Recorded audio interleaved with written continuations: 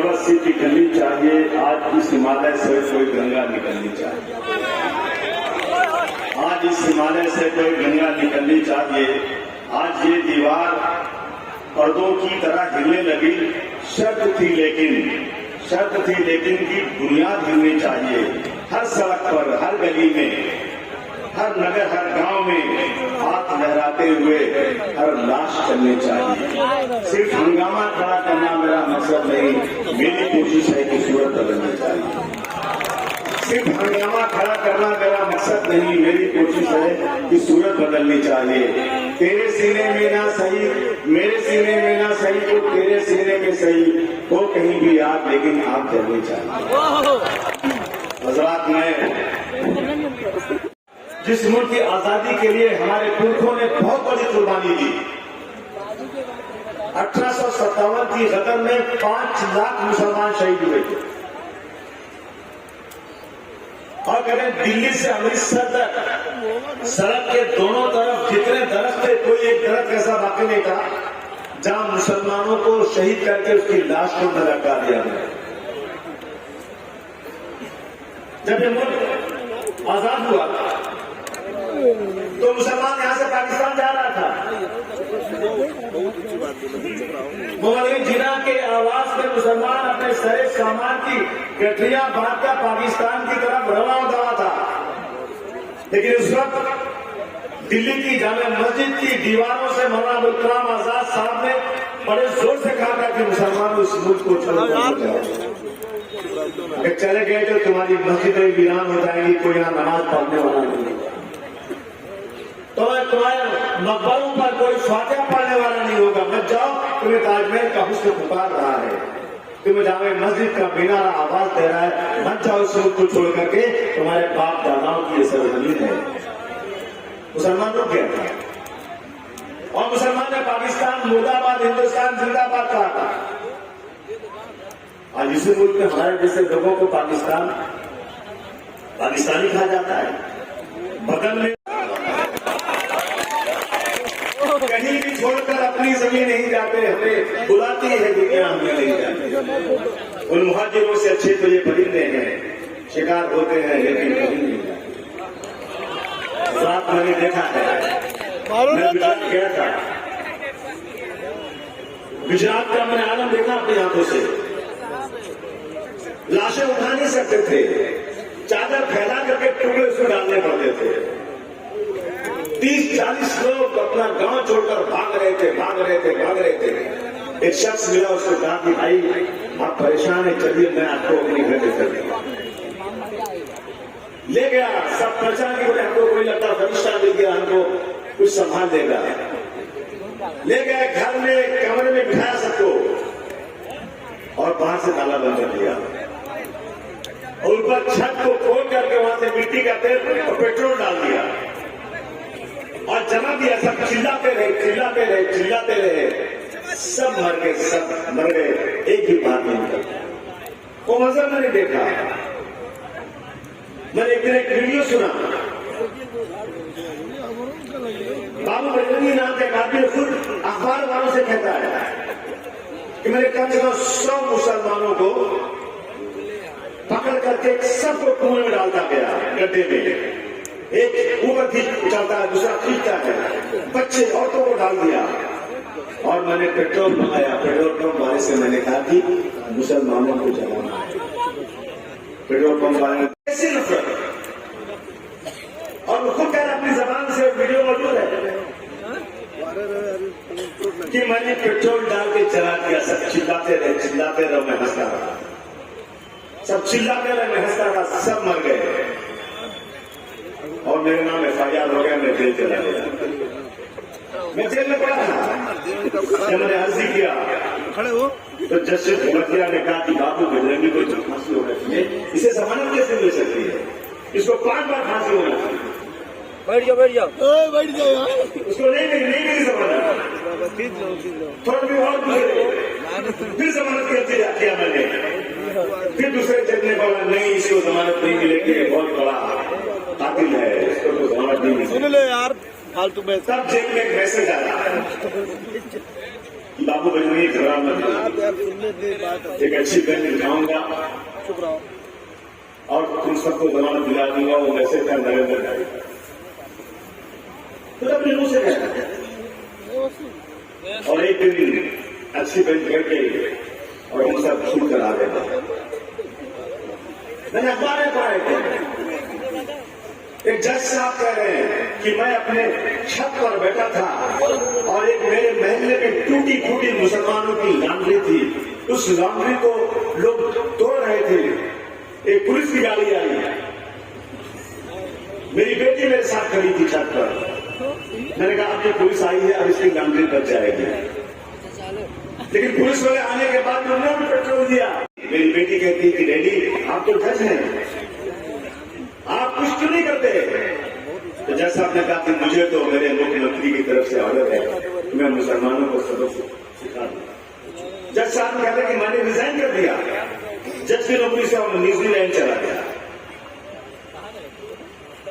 जिन्होंने जान देकर मैं के देखी आबरू रखी, वही अब ततरे ततरे के लिए तरस पैदा। मैं देख रहा हूं क्या हो रहा है। कानपुर में एक लड़के को पकड़ के रिक्शे वाले को मारने पुलिस वाला खड़ा है और मार रहे उसको। क्या हुआ? मैंने एक लड़की को मुसलमान बना रहा। मैं गारंटी से कह सकता हूं कभी कोई मुसलमान किसी हिंदू या किसी गैर मुस्लिम को जबरदस्ती मुसलमान बना ही नहीं सकता, कोई सवाल ही नहीं पैदा होता। एक मुहज्जब लफ्ज को लाके कह दिया इन्होंने, लव जिहाद। मैं पूरी होश और हवास से गारंटी के साथ कहता हूं कि पूरे भारतवर्ष में मुसलमानों की कोई जमात ऐसी नहीं है कि जो लड़कों को कहती है कि जाओ तो हिंदू लड़कियों को जो फंसाओ, अपने जाल में लाकर मुसलमान बनाओ और उनको जो पैसे दिए जा रहे हैं, मोटरसाइकिल दी जा रही है, तुम जाओ लड़कियों को पटा के लाओ। नहीं है। एनआईए की मीटिंग, एनआईए ने केरल में इस केस को लिया और कह दिया कि नहीं, इस मुल्क में ऐसी कोई जमात नहीं है। उसके बाद भी हमें बदनाम किया जा रहा है। रोज क्या हो रहा है? मैंने उस दिन एक वीडियो सुना आपने कि भाई तू मुसलमान बन जा, अगर तू हिंदू रहेगा ना तो तुझे जहन्नम, तुझे जाना पड़ेगा नर्क में, मुसलमान बनेगा तो तुझे जन्नत मिलेगी। और अब समाजवादी की हुकूमत आने वाली है, अब अलीगढ़ में हिंदुओं का रहना बहुत मुश्किल हो जाएगा। ये कौन कह रहा है? लड़का एक मुस्लिम लड़का हिंदू लड़के से कह रहा है और आरएसएस के लोग, बीजेपी के लोगों ने चारों तरफ इसको वायरल कर दिया। देखो मुसलमान कैसे हिंदुओं को मुसलमान बनाना चाहता है। और जब इसकी इंक्वायरी हुई ना, उसमें कोई मुसलमान नहीं था, दोनों को दोनों हिंदू थे, दोनों हिंदू थे, लेकिन उनकी उम्र कम थी, उनको मुकदमा नहीं होता। अब आप सब ने निकाला मेरी पार्टी के लोगों ने कि आगरा में समाजवादी पार्टी का एक बहुत बड़ा आंदोलन हो रहा था महंगाई पे, एक लड़का बीच में आया और पाकिस्तान जिंदाबाद बोल के चला गया। मेरे पास 10 मिनट में आ गए टीवी वाले, अब वो आदमी साहब आपसे पूछना है कि आपकी पार्टी जो है पाकिस्तान जिंदाबाद कहती है। अबे मैं बोला ये हो ही नहीं सकता, और उसने मुझे वीडियो दिखा दिया और वाकई उस वीडियो में दिखा कि आदमी पाकिस्तान जिंदाबाद बोल रहा है। मैंने कहा इसलिए जरूर दाल में डाला है। और एक घंटे बाद पूरा वायरल हो गया पूरे देश में, बहुत लोगों ने देखा होगा, पूरी दुनिया ने देख लिया कि समाजवादी पार्टी में पाकिस्तान जिंदाबाद बोला जा रहा है। एक घंटे के बाद क्या हुआ कि मालूम हुआ बीजेपी वाला आदमी उसमें घुस के आया था और बोल के भाग गया, पकड़ा गया और एक घंटे में जमानत हो गई। पटाखा कोई फूट रहा है पाकिस्तान के हारने पे, ये रोज हो रहा है, ये रोज किस देश में हो रहा है। इसलिए मेरा जैसा आदमी बैठ नहीं सकता। जिस देश को हमारे पुरखों ने आजाद कराया हो, आज ये लोग बैठ करके उसमें और हिंदू और मुस्लिम करके इस मुल्क को बर्बाद कर देना चाहते हैं। मैं बम्बई से निकला, मैं चाहूंगा पूरे यूपी में एक जगह जाऊंगा। मुझे नहीं भेजा आपसे ज्यादा देने, मुझे किसी ने नहीं भेजा है, मेरे जमीन ने नहीं भेजा है। मैं इस देश को बचाऊंगा और मेरा फर्ज होता है कि मैं एक एक जगह जाऊं, लोगों को समझाऊं कि भाई आज इस मुल्क में क्या हो रहा है। वो मुसलमान जिसने इस मुल्क में इतनी बड़ी कुर्बानी दिया। मैं जब हिस्ट्री के पन्ने सुनता हूँ, बच्चों सुनो आप लोग, जब इस देश के अंदर नेताजी सुभाष चंद्र बोस ने आजादी की लड़ाई के लिए जाकर के बर्मा के अंदर फौज बनाई थी, तो उसमें 40% मुसलमान थे और फौज में भर्ती करने वाला अफसर भी मुसलमान था। उस वक्त बर्मा के अंदर एक शख्स आया, उसने कहा कि नेताजी मैं आपको 1,25,00,000 रुपए अपनी जायदाद बेचकर देता हूं ताकि हिंदुस्तान को आजाद करवा दिया। वो मुसलमान था। 1962 की लड़ाई में जब चाइना से लड़ाई हो रही थी, तो दुनिया का सबसे बड़ा चंदा देने वाला हैदराबाद के नवाब उस्मान, जिसने 6 टन सोना दिया था हिंदुस्तान को चंदे में, और आज इसी मुसलमान को घटा दिया गया। हालत मुल्क बहुत खराब है। एक तरफ हिंदू की बात करने वाले इसे जरा पूछो, वो हिंदुओं की बात करते हैं और ये हिंदू के नाम पर हिंदुओं के बेवकूफ बनाना चाहते हैं। हम हिंदू मजहब की, हिंदू की बहुत इज्जत करते हैं, लेकिन ये हिंदू के रखवाले जो है ना, ये हिंदू के नाम को बेच करके इस मुल्क में हिंदू और मुसलमान को लड़ा कर राज करना चाहिए। इसलिए मैं आपके बीच चलकर आ जाएगा आपको कहने के लिए कि हम सबको तैयार हो जाना चाहिए। गांधी जी, अगर आत्मा नाम की कोई चीज होती तो आज खून के आंसू गांधी जी रोते होंगे कि जिस मुल्क को आजाद कराने के लिए हमने अपना जान दे दिया, उस मुल्क में आज मेरे कातिल नाथूराम गोडसे को क्रांतिकारी कहा जा रहा है और आज उसकी मंदिर बनाने की तैयारी की जा रही है। वो जो अंग्रेजों के तलवे चाहते थे ना, अब वो वफादार कह जाएंगे, और जो अंग्रेजों से लड़ रहे थे ना, अब वो गद्दार कह जाएंगे। इसलिए दोस्तों, मैं तो अपने हिंदू भाइयों को कहना चाहता हूं, आप छोड़ो ये आप कह रही हैं, हम क्या, हम तो फुटपाथ पे पहले से खड़े हैं, हमारे पास है क्या है? मोटरसाइकिल बनाते हैं, पंचर बनाते हैं, साइकिल खरीदते हैं, मजदूरी का काम करते हैं, चाय बेचते हैं, सब्जी बेचते हैं, गाड़ी चलाते हैं, ड्राइवर का काम करते हैं। मुसलमान के पास है क्या? और हमारे पास कौन सी ऐसी एजेंसी है जो हम हिंदू भाइयों को अब उस एजेंसी के जरिए तकलीफ दे सकते हैं? आज मेजॉरिटी को माइनॉरिटी से लड़ाया जा रहा है। 85% लोगों को 15% से लड़ाया जा रहा है। कौन सी ऐसी हमारे पास एजेंसी है जो हम अपने किसी भाई की नौकरी छीन लेंगे? कौन सा कुछ हमारे पास ऐसा है कि हम आपको जेल भिजवा देंगे? कुछ नहीं हमारे पास है। लेकिन आज देखिए कि मेजॉरिटी को माइनॉरिटी से रोजाना डरा करके ये लोग राज करना चाहते हैं।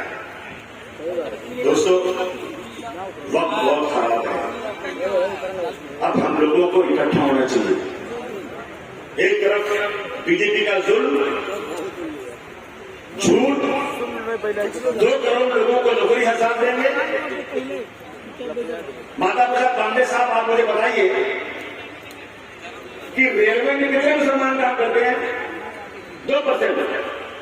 98% कौन काम करता है? मेरा गैर मुस्लिम भाई। रेलवे भी क्या नौकरी किसकी जाएगी? 98% हिंदू भाइयों की नौकरी, जो सरकारी नौकरी थी ना, अब वो प्राइवेट हो जाएगी। जो तनख्वाह थी ना, वो आधी हो जाएगी। जो 8 घंटे की जगह 6 घंटे काम करके भागते थे ना, अब 12 घंटे काम करने पड़ेंगे। हमें क्या है? हम तो फुटपाथ पे हैं। एयर इंडिया में किसकी नौकरी ज्यादा है? मुसलमानों की 1%, हमारे गैर मुस्लिम भाइयों की 99% नौकरी किसकी जा रही है? आपकी जा रही है। ये बेवकूफ बना रहे हैं आपको और इस मुल्क को बर्बाद कर रहे हैं। मुझे लंदन से फोन आया मेरे भाई का कि तुम्हारे यहाँ राशन फूली समुद्र पर अपना गंदा जमुना में बह रहे हो, कुत्ते खा रहे हैं। इससे ज्यादा अपराध क्या हो सकता है? और कह रहे हैं कि एक आदमी भी ऑक्सीजन के नहीं मिलने से मरा ही नहीं, और हजारों लोग मर गए यूपी में, और इनके पास लकड़ी नहीं थी जलाने के लिए। महंगाई बाप रे बाप बढ़ती जा रही, दिन रात बढ़ती जा रही है। तो हटाना है कि हटाना है बीजेपी को? बताओ मेरे आज आपको। डोमरिया के लोगों, मेरी तो आपसे बहुत अच्छी पहचान है। आधे लोग तो मुझे पहचानते हो बम्बई की वजह से। जानते हो नहीं जानते हो मुझे? बम्बई वाले कितने हैं इधर?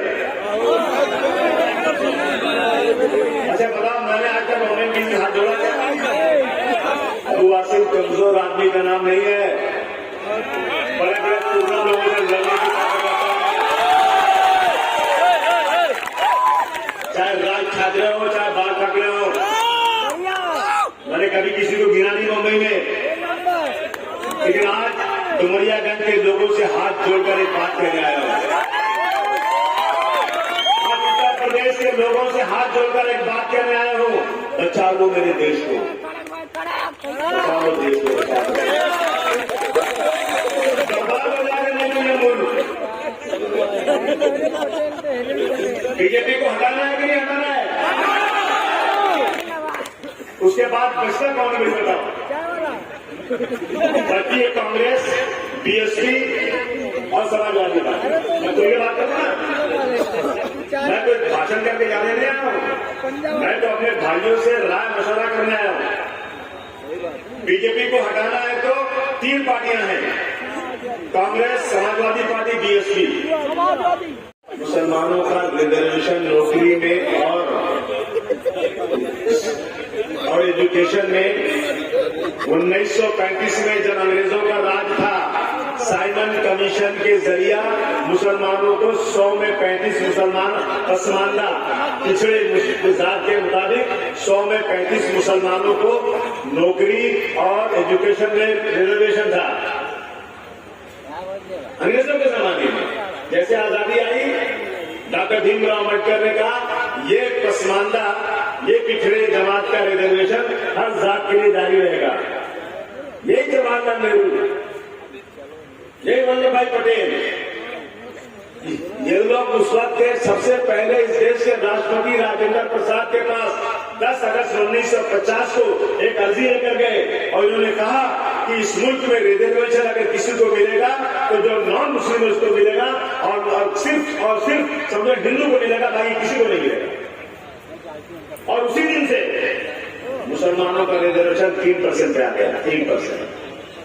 सरदार जी लोगों का खत्म, क्रिश्चियन का खत्म, जैन का नहीं और बुद्धिस्ट का नहीं, सबका रिजर्वेशन खत्म। बाद में सिख भाइयों के बहुत बहादुर कौम है, सिख भाई लोग बहुत बहादुर कौम, अपनी बात मनवा लेते हैं। ये लोग, इन लोगों ने आंदोलन किया, मांग किया, तो बुद्धिस्ट का और इनका सिख का रिजर्वेशन हो गया और आज तक मुसलमानों का, जैन का, पारसी का इनका रिजर्वेशन नहीं हुआ। 3% पे आ गए हम लोग। कांग्रेस ने किया। सबसे बड़ी मुसीबत जब इस मुल्क में हमारे लिए कांग्रेस, जो खिचड़ी बनाई थी कांग्रेस ने ना, वही बीजेपी खा रही है। खत्म हो गई कांग्रेस। अरे बताओ, क्या कांग्रेस यूपी में बीजेपी से लड़ सकती है? कोई एक साथ कह के रह सकती है? नहीं रह सकती।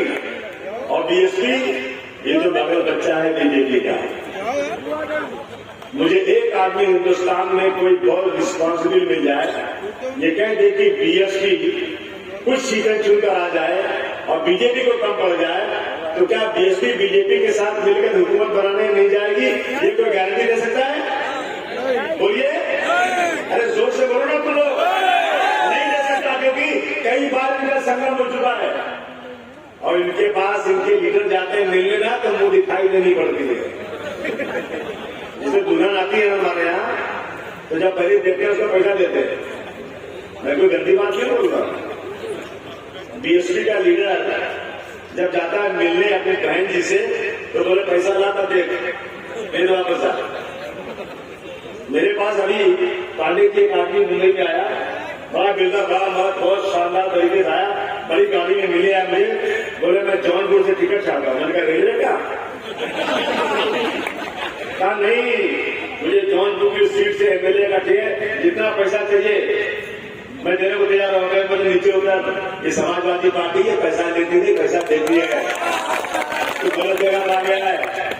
मेरी पार्टी ने आज तक किसी से टिकट के लिए, और अगर कोई कहता है, जैसे कई लोगों ने कहा समाजवादी पार्टी ने किया क्या, मैं बता दूं क्या किया।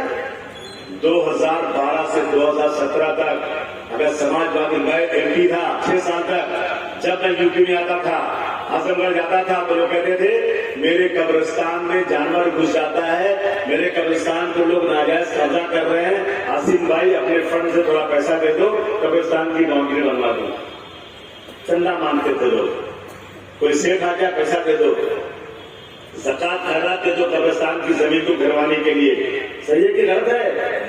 समाजवादी की हुकूमत ने 2012 में तय किया कि अगर हम शमशान बनवाएंगे तो कब्रिस्तान भी बनवाएंगे, और हर बजट में कई सौ करोड़ रुपया अखिलेश यादव ने 500 साल तक दिया है। आजादी से लेकर आज तक किसी ने नहीं दिया है, क्या किसी ने नहीं दिया? इस दबी हुई कौम को, जिसको नौकरी नहीं मिलती, पुलिस का सबसे आला अफसर जिसको बोलते हैं डायरेक्टर जनरल ऑफ पुलिस, 5 साल में अगर अखिलेश यादव ने किसी और को बनाया तो 2 बार मुसलमानों को भी बनाया, जिसका नाम रिजवान अहमद और जावेद अहमद। गलत है क्या? याद करो, नोएडा के अंदर एक मस्जिद की दीवार टूट गई, एक अफसर ने तोड़ दिया, अखिलेश यादव ने कहा सस्पेंड कर दो इसको। सोनिया गांधी जी ने, देश के तमाम लोगों ने प्रेशर डाला।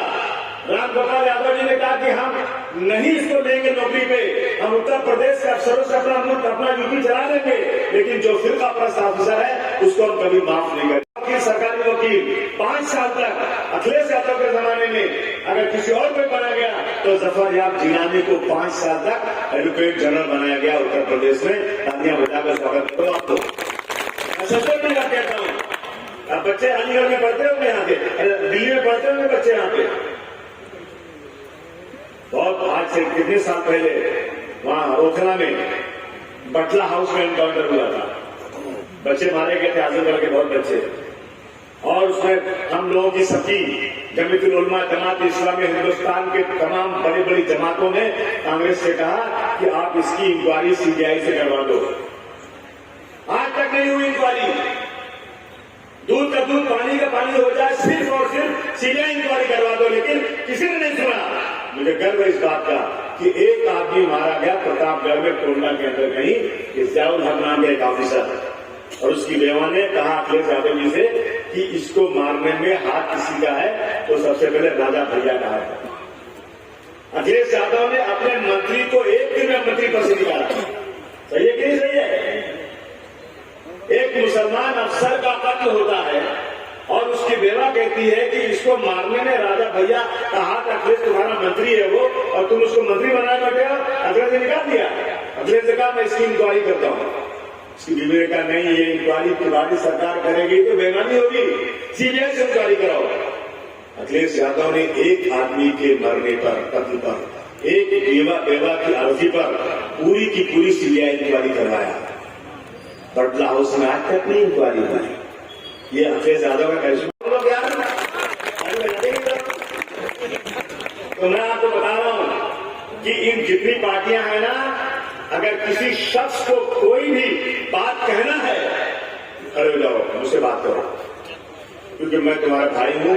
मैं और तुम एक साथ रहना चाहिए, मैं और आप अलग नहीं होना चाहिए। और इस मुल्क में कोई अगर ये आकर कहता है कि तुम मुसलमान हो, वोट अपने ही को देना, अगर तुमने गैर वोट दिया तो अल्लाह का अज़ाब आएगा, खुदा की कसम वो मुसलमानों पर दोस्त नहीं, मुसलमानों पर दुश्मन है जो तुमको इस तरह की बात करता है। इस मुल्क में हिंदू मुसलमान की एकता चलेगी। अगर कोई शख्स अगर कहता है कि तुम्हें हम अपनी पार्टी अलग बनाएंगे, हमारा साथ दो, हम अपना लीडर बनाएंगे, अगर पूरे हिंदुस्तान में ऐसे लोग खड़े हो जाए ना, कसम खा के बोलता हूं 25 MP की सीट नहीं आएगी। और उनकी कितनी आएगी? 500 से ज्यादा। ऐसे लोग आकर यूपी में घूम रहे हैं हमारा वोट बांटने के लिए। ये हमारा वोट बीजेपी ले नहीं सकती। हम बीजेपी वोट देंगे नहीं, हम सेक्युलर लोग हैं। बंबई से 30 लोग निकले, 30 लोग, मुझे ये डर इसलिए मैं आया हूं। बीजेपी ने बोला कि तुम जाओ मुसलमानों के बीच में, मुसलमान हमको वोट देगा नहीं, उसका 20% वोट यूपी में है। ये वोट बीजेपी को नहीं देगा। क्यों? कि बीजेपी का काम सिर्फ हिंदू और मुसलमान को लड़ाना है और हर जगह मुसलमान को परेशान करना है। तो वो 30 दलाल जो आ रहे हैं ना, उनसे कहा कि जाओ तुम उनके वोट को बंटवाओ। अगर हमको नहीं मिलेगा ना, तो वोट को अलग अलग कर दो ताकि वोट की हैसियत खत्म हो जाए। मैंने एक आदमी से पूछा, अपने और एक घर पे ना कांग्रेस आई थी, बीएसपी आई थी, बीजेपी आई थी, समाजवादी भी आई थी। तो मैं 4 वर्ष में एक बटवा सबको दे दूंगा, एक बटवा देखो खत्म हो जाएगा। मैं आपको कहता हूं, मेरा सगा भाई, मेरा बेटा अगर आज यूपी में आके इलेक्शन लड़े और वो एमएलए बनने के करीब भी होकर वो जीत जाएगा, मैं ऊपर वाले को गवाही बात करता हूं कि मैं इसको वोट नहीं दूंगा, नहीं दूंगा उसको वोट। इसलिए नहीं दूंगा कि 1, 2, 3 एमएलए से कुछ नहीं होगा। मुझे अब की बार कम से कम 250 250 एमएलए सरकार बनाने के चाहिए, और वो बनाएगी सरकार कांग्रेस, समाजवादी पार्टी, कांग्रेस और बीएसपी वोट काटेंगी और कुछ लोग आकर आपको बदलाएंगे, अपना लीडर बनाओ। उनके पीछे जाना मत, हाथ जोड़ के बोलता हूं उससे, मत जाना उनके पीछे। उसे बोलना भैया मेरे घर में खाना खा लो, मैं आपकी इज्जत करूंगा लेकिन वोट तो नहीं दूंगा। वो कबड्डी खेलते हैं ना लोग, कबड्डी कबड्डी कबड्डी कबड्डी कबड्डी कबड्डी और सारा मानो चला कि पाला पकड़ने वाले साथ टूट गए, और अगर जीत गया होते ना तो बहुत बड़ा अवार्ड मिलता। मैं जीत रहा था, एक ही सूट बाकी था, सारे मेरी साथ टूट गई। अरे इतना अफसोस होता है यार कि थोड़ा और चला गया होता ना तो मेरा नाम हो गया होता। 3 लाख वोट मैंने लिया, 100 वोट से आ गया। कितना वोट लिया? 3 लाख। और 100 वोट कौन ले लिया? जो सरकार ने निकाला था। 100 200 वोट लेंगे और हमारे बीच में स्पीड ब्रेकर बना करके हमारे वोट को लेकर के तालियां बजाकर जाकर बीजेपी में दिखाई जाएंगे। यकीन नहीं है ना डुमरियागंज के लोगों, जब बीजेपी के ऑफिस में शाम को मधुर के पास जाना, पर्दा उठा के पीछे देखना, 1-2 ऐसे दलाल बैठे होंगे जो 1 लाख 2 लाख 5 लाख लेंगे उनसे और आकर के ऑफिस खोलेंगे और हमारा 100 200 500 वोट खराब करके बीजेपी के अंदर दिखाई जाएंगे। ये सच बोल रहा हूं आपको, इसे मुंबई से चलकर आपके बीच में, और आपसे गुजारिश करने आया मैं कि अब की इलेक्शन अलग टाइप का है। ये वो इलेक्शन नहीं है जो इलेक्शन हमेशा हुआ करता था। अब की इलेक्शन ऐसा है कि जो शायद 2022 के बाद इस मुल्क में दोबारा इलेक्शन भी ना हो, ये इनकी नीयत है। इसलिए दोस्तों मैं कहता हूं कि माली से अदावत है पर शहदाए चमन हूं, माली से अदावत है पर शहदाए चमन हूं मैं, सरकार का दुश्मन हूं पर वफादार वतन हूं मैं। माली से अदावत है पर शहदाए चमन हूं मैं, सरकार का दुश्मन हूं पर वफादार वतन हूं मैं। माली कभी रुतबे में चमन हो नहीं सकता, माली कभी रुतबे में चमन हो नहीं सकता, सरकार का मतलब तो वतन हो नहीं सकता। माली को बदलेंगे तो चमन फिर भी रहेगा, माली को बदलेंगे तो चमन फिर भी रहेगा, योगी को बदलेंगे तो वतन फिर भी रहेगा। बीएसपी वाले 3-3 करोड़ रुपया देके भैया जब तुम बीमार थे ना तो मैं तुमको पैसा दिया था, तुम्हारा शादी थी ना तो तुम मुझसे उधार लेकर गए थे, तुम्हारे बच्चे की फीस देना थी ना तो मैंने मदद किया था, अब मैं टिकट लेकर आया हूं, मुझे वोट दो। तो क्या वोट दोगे? नहीं, बोला भैया आपका एहसान है, बहुत शुक्रिया आपका, आइए घर में बैठिए, खाना खिलाऊंगा, कंधे पर बिठा के 3 किलोमीटर चलूंगा, लेकिन वोट नहीं दूंगा क्योंकि बीजेपी को हराना है अगली बार और बीजेपी को हटा देना है अगली बार। करोगे कि नहीं करोगे? नहीं, सही से बोलो तो जाओ, नहीं रुक जाओगे वापस। दोनों हाथ उठा करो, तैयार हो गए? तैयार हो, दोनों हाथ उठाकर अगर बोलो तो एक नारा लगवा दूं। पहले लड़े थे गोरों से, अब लड़ेंगे चोरों से। पहले लड़े थे गोरों से, दोनों हाथ उठा गया, मकानों से। पहले लड़े थे गोरों से, पहले लड़े थे गोरों से। मैं बोल इंशाअल्लाह अगली बार 2022 में सरकार लाएंगे अखिलेश यादव की। और याद रखना बीजेपी वालों, सितम करोगे सितम करेंगे, कर्म करोगे कर्म करेंगे। हम आदमी है तुम्हारे जैसे, जो तुम करोगे